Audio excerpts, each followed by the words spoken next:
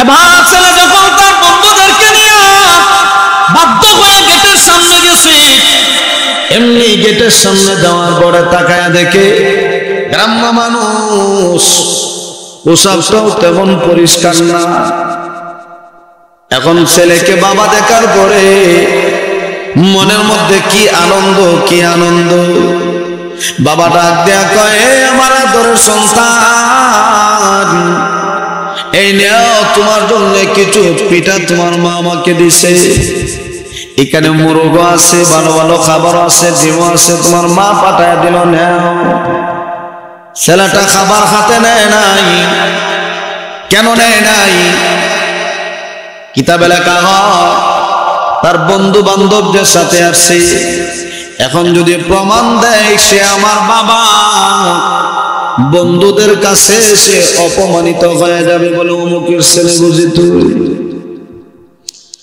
এবার ছেলেকে খাবার হাতের মতো উঠা দিতে চায়, সন্তান হাতের মধ্যে খাবার নেয় না। দারোয়ানকে ডাক দেয়া কয়, এ দারোয়ান, উনি দাবি করে আমি ওনার ছেলে না, না আমি ওনার ছেলে না, এই লোকটা আমার বাড়ির দারোয়ান। যেই মুহূর্তে কথা বলছে বাবার কলিজা যেন পেটে যায়, আসমান ভেঙ্গে যেন মাথায় পড়ে গেছে। এতদিন পর্যন্ত কারে এত টাকা দিলাম, এতদিন পর্যন্ত এত পোশাক কারে পরাইলাম, এতদিন পর্যন্ত নিজে না খায়া ঈদের দিন পর্যন্ত ভালো জামা খরিদ করি নাই, সন্তানের জন্য টাকা পাঠায় দিলাম, ভালো পোশাক পাঠায় দিলাম। আজকে আমার ছেলেটা আমারে বাবা স্বীকার করতে রাজি না, তার বন্ধুর কাছে তার সম্মান কমে যাবে। বাবার মাথায় যেন আসমান ভেঙে পড়ে গেল। আল্লাহু আকবার। বারাক্রান্ত মনটা নিয়া এবার যখন কান্না করে করে বাড়ির দিকে রওনা, বাবা ডাক দেয়া কয়, এ আদরের সন্তান, অনেক কষ্ট করে আমি তোর এই পর্যন্ত নিয়ে আসি, আজকে মধ্যে তুই আমাকে চিনস না, আমার পোশাকটা ভালো না, এই জন্য তুই আমার বাবা বলে স্বীকার করো না। বন্ধুরা পর্যন্ত ডাক দেয়া কয়, হে বন্ধু, তোর বাবা করে বাবা সন্তান বলে সম্বোধন করে, আমরা বুঝতে পারি নাই, চেহারাও তো প্রমাণ করে উনি তোর বাবা। নে খাবার টিয়াপের মধ্যে নে। ছেলেটা নেয় না, তার গুরুত্ব কমে যাবে, সম্মান কমে যাবে, মর্যাদা কমে যাবে, এই জন্যে বন্ধুদের কথাও রাখে না। ছেলেটা যখন বাবারে বিদায় করে দিল, যে খাবার মা এত আশা করে দিল সন্তান খাবি, বাবা নিয়ে গেল, আমার সন্তানের চেহারাটা দেখে আসবো, আনন্দের সাথে গিয়েছিল দেখতে, কিন্তু আসার সময় মনের বড় ব্যথা নিয়ে বাড়ির দিকে রওনা। রাস্তাও শেষ হয় না, কষ্টের রাস্তা, বিপদের রাস্তা কিন্তু এত তাড়াতাড়ি শেষ হয় না। এ বাবা, এখন এই মুরব্বী বাবা হাতের মধ্যে খাবার দিটা নিয়ে আবার যখন বাড়ির দিকে যখন উঠানের মধ্যে বাবা হাজির, কান্নার আওয়াজ, বাবা হাওমাও করে কান্দে, আর বলি এতদিন পর্যন্ত কার জন্য কষ্ট করলাম, মাথার গাম পায়ে পালাইলাম, আজকে সন্তানটাকে দেখার জন্য গেলাম, সন্তানটাও বাবা হিসেবে স্বীকার করলো না। আমাকে বাবা হিসেবে স্বীকার করলে তার সম্মান কমে যাবে, মর্যাদা কমে যাবে। মা দৌড়ায় ঘর থেকে বেরিয়ে আসছে, স্বামীরা দৌড় জড়াইয়া ধরছে আর কান্না করে, স্বামী আমার কি হইল আপনার, খাবার দিয়ে আবার ফিরে নিয়ে আসলেন। স্বামী ডাক দেয়া কয়, বিবিরে আর বলবা না, সারাটা জীবন সন্তানটার পেছনেই বিয়ে করে দিলাম, আজকে ছেলে দামি বাড়ি পাওয়ার কারণে, দামি জিনিস পাওয়ার কারণে, বন্ধু বান্ধবের সাথে মিলে মিশে চলাফেরা করার কারণে আজকে মার কথাও বলে গেল, বাবার কথাও বলে গেল। মা ডাক দেয়া কয়, কি হয়েছে বলো। স্বামী ডাক দেয়া কয়, ও বিবি আমার, আমি যখন আমার সন্তানটাকে হাতের মধ্যে খাবার উঠাইয়া দিতে চাইলাম, সন্তানটা দারোয়ানকে ডাক দিয়ে কয়, উনি আমার বাবা না, আমার বাড়ির চাকর। মা কাঁদতে কাঁদতে বেহুশ। মা দিলটা কত নরম।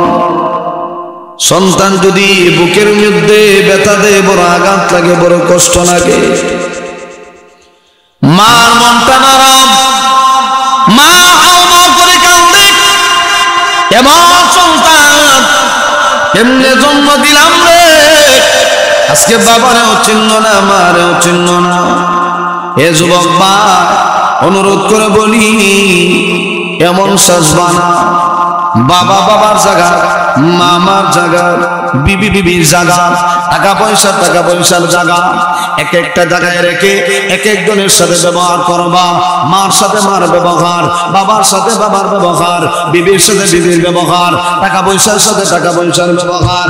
এখন টাকা পয়সা বেশি হয়ে গেল, মা বাবার চিনলাম না।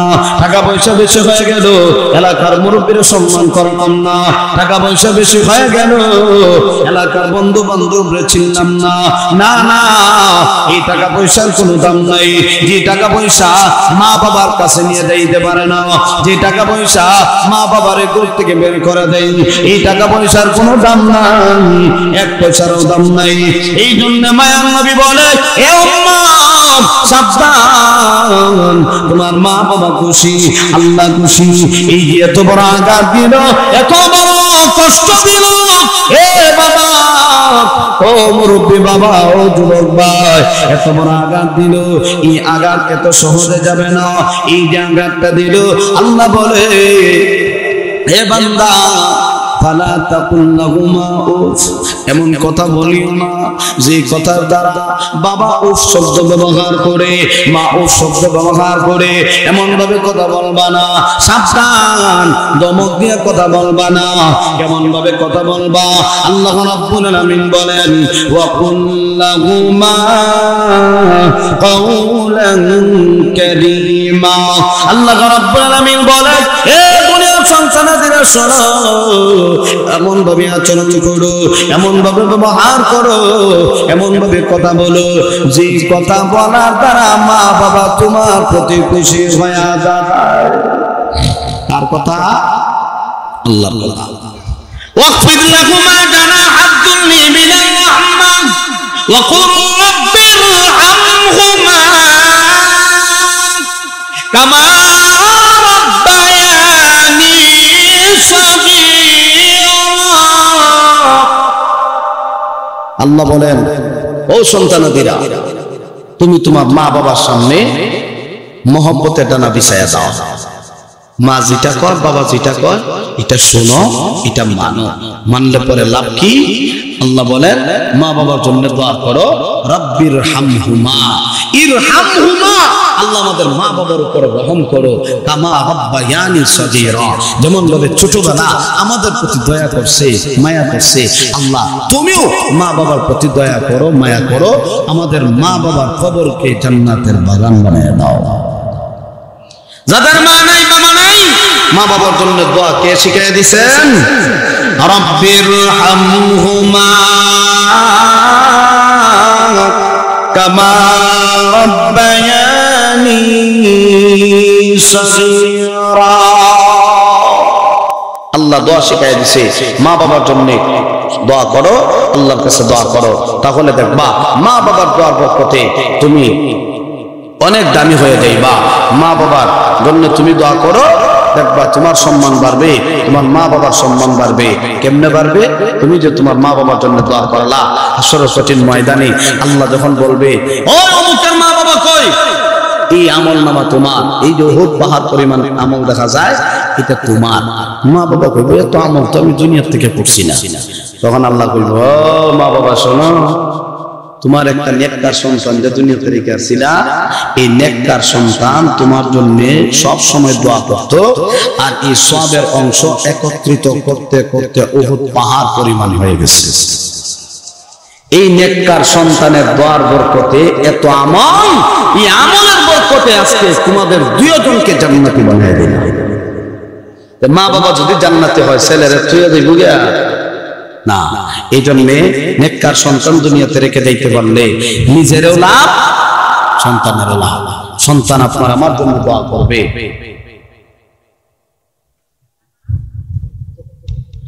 তো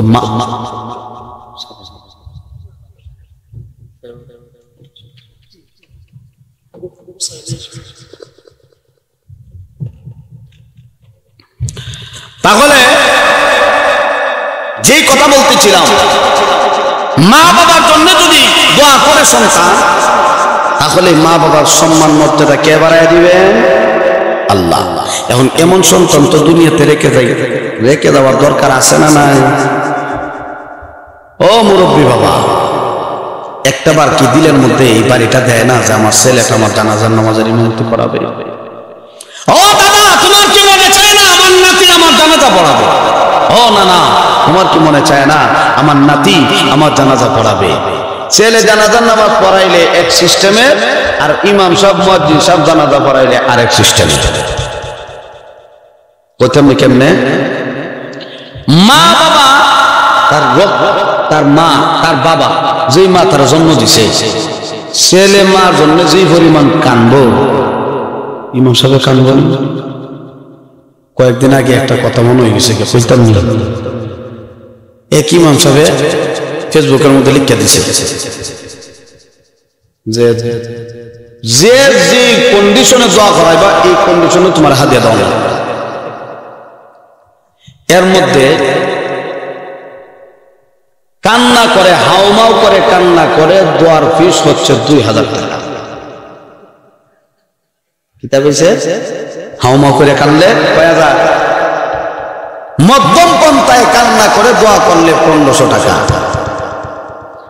আর শুধু কান্না করে দোয়া করলে 1000 টাকা ফিস। লিখে দিয়েছি।